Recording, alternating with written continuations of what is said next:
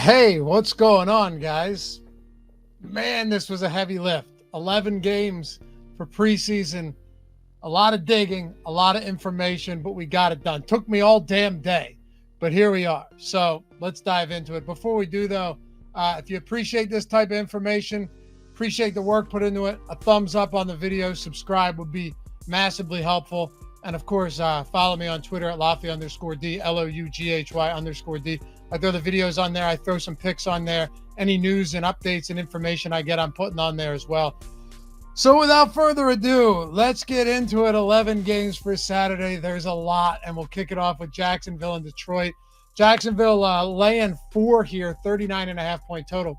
To be honest with you, I'm not fully buying Jags -4 here right now. I mean, last year Doug Peterson was his first year as a head coach for the Jags. Obviously, he was with the Eagles, won a Super Bowl with them.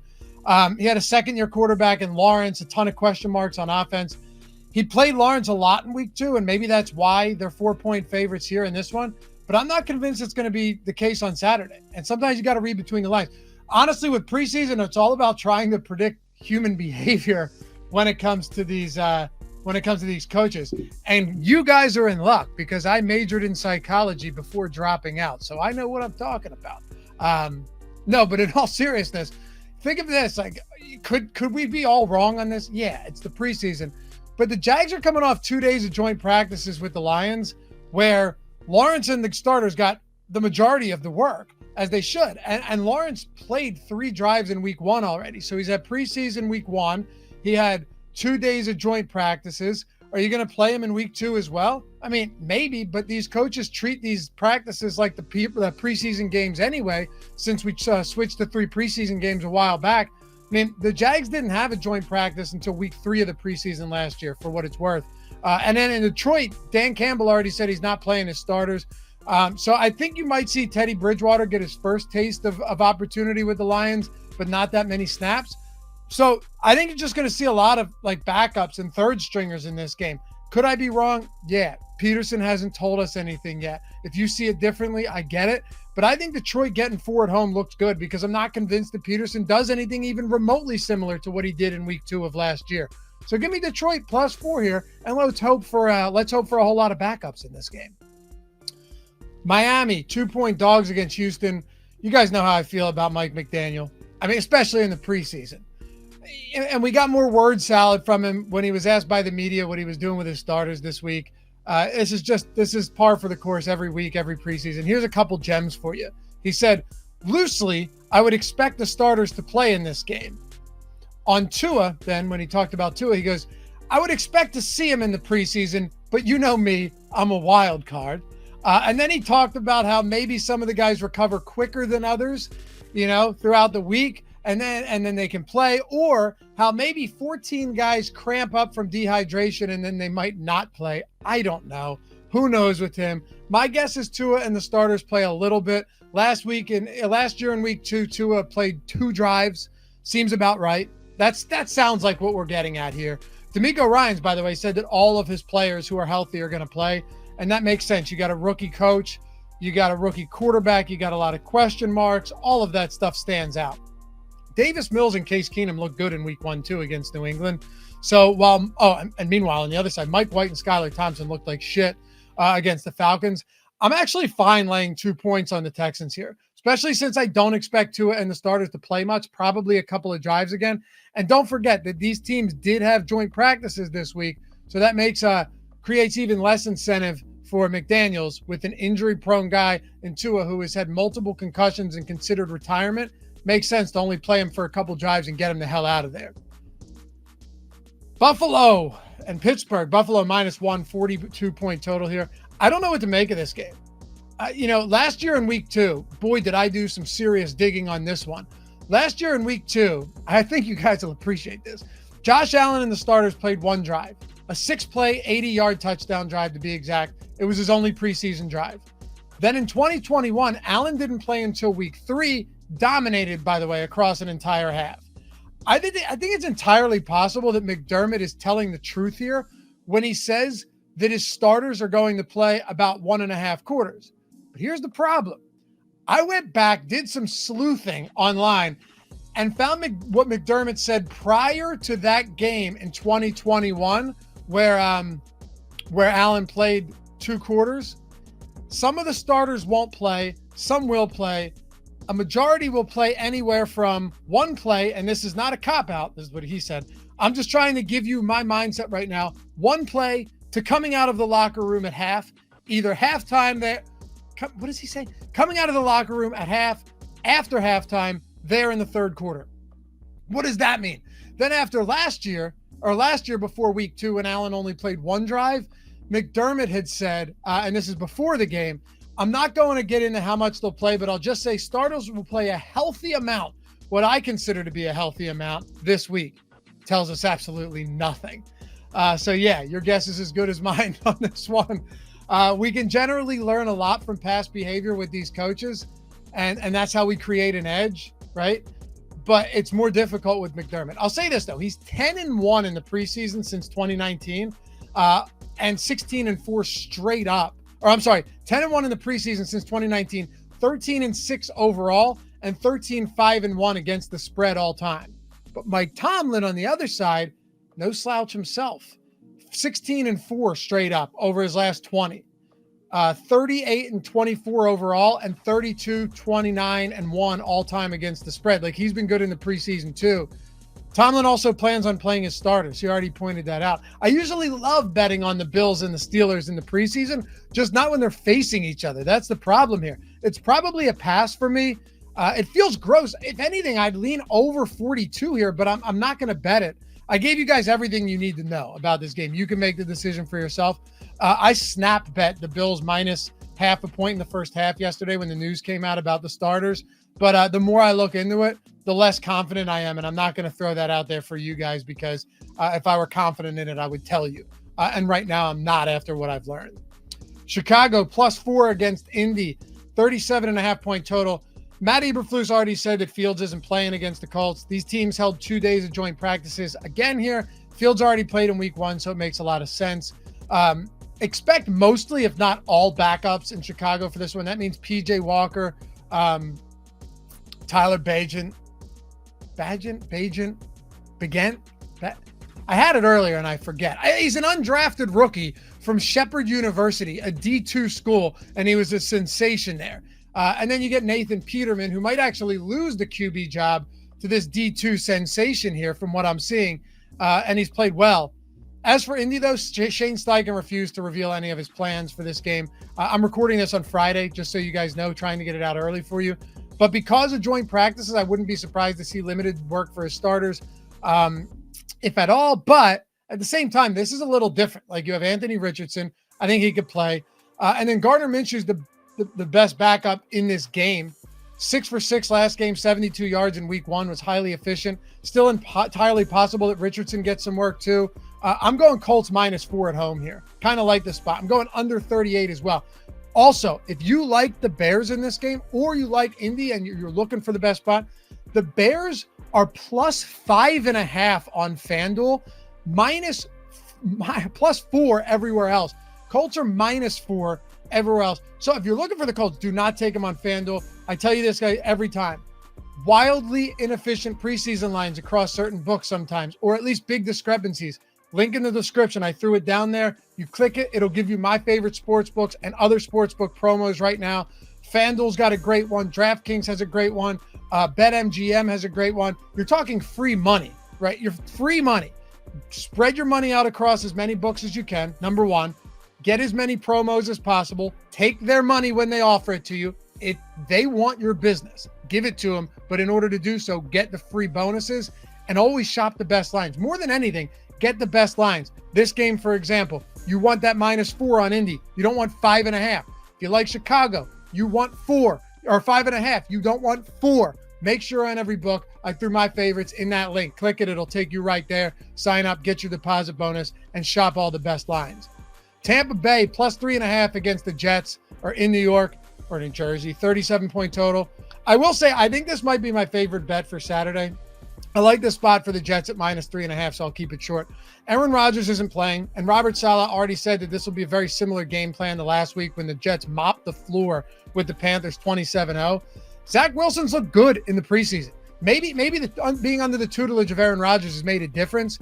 Tim Boyle's been serviceable too, but they should split this game, and it's pretty evident that Robert Saleh wants to see as much Wilson as he can in the preseason. I think that's the point. I really do. And Todd Bowles has already implied on the other side that his starters are going to sit this game. That's what he's suggested. He hasn't said it explicitly, but it seems to be that way. These teams also held joint practices this week, which means we should see a lot of Kyle Trask and John Walford now that Baker Mayfield has been named the starter. Also, Robert Saleh, 6-1-1 straight up in the preseason, 6-2 against the spread. Todd Bowles is 7-13 all-time straight up, 8-10 against the spread. Give me the Jets -3.5 here. I think Zach Wilson is your best shot at getting us to cover here, and I expect to get a full half from him. Todd Bowles' history in the preseason doesn't bode well for him either. Then you got the Chiefs laying 7.5 against Arizona, 41-point total here.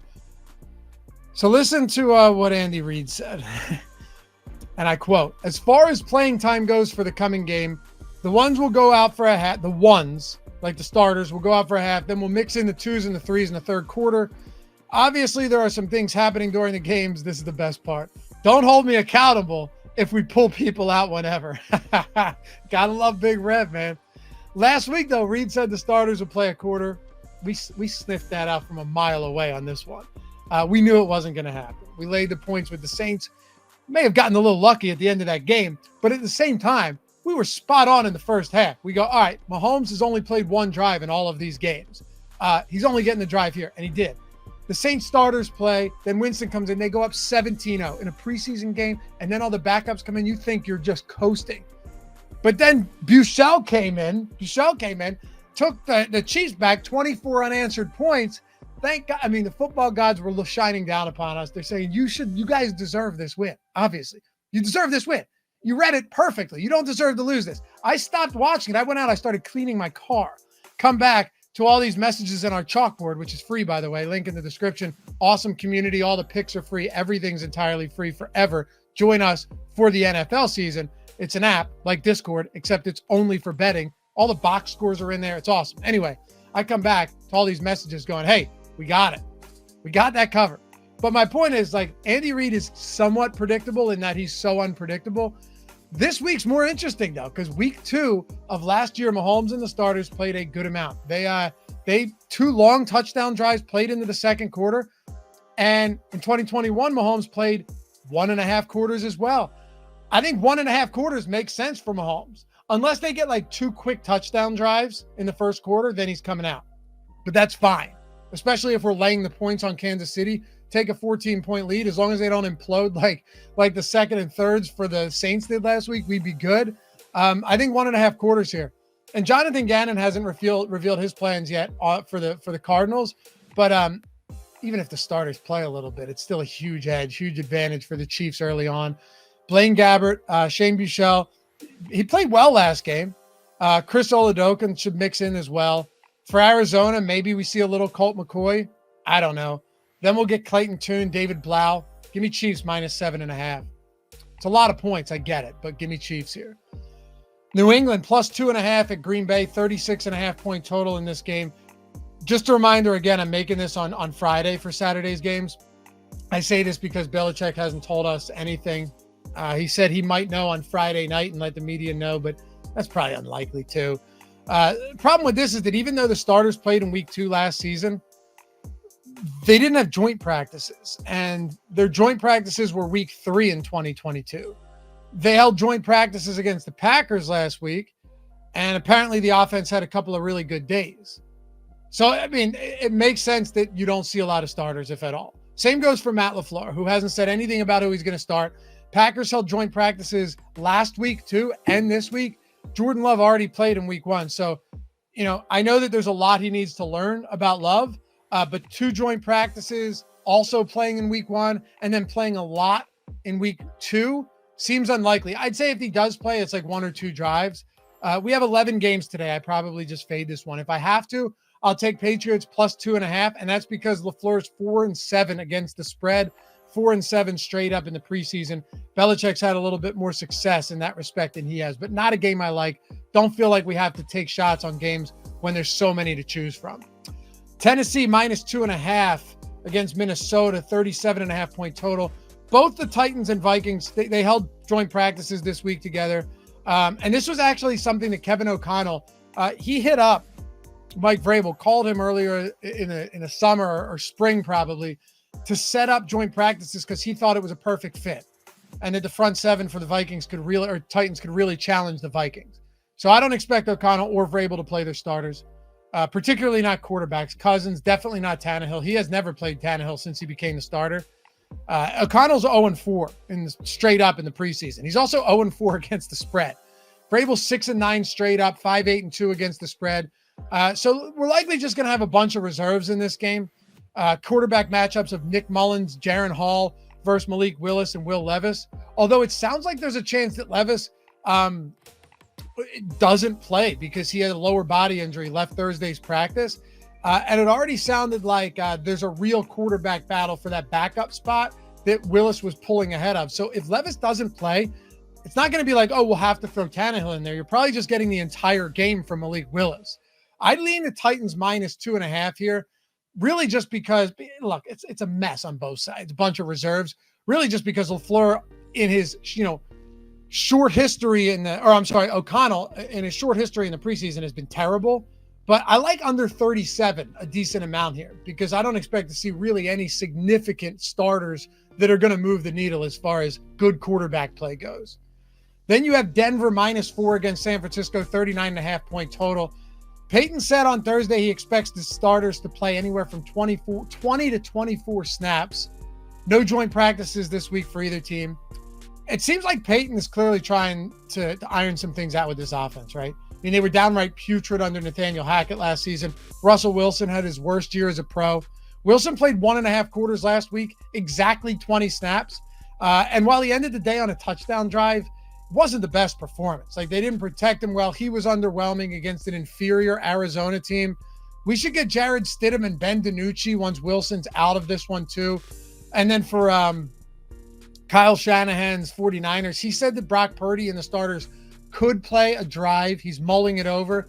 But if they don't, Sam Darnold will play the entire first half. I think we plan on Darnold playing the whole first half here.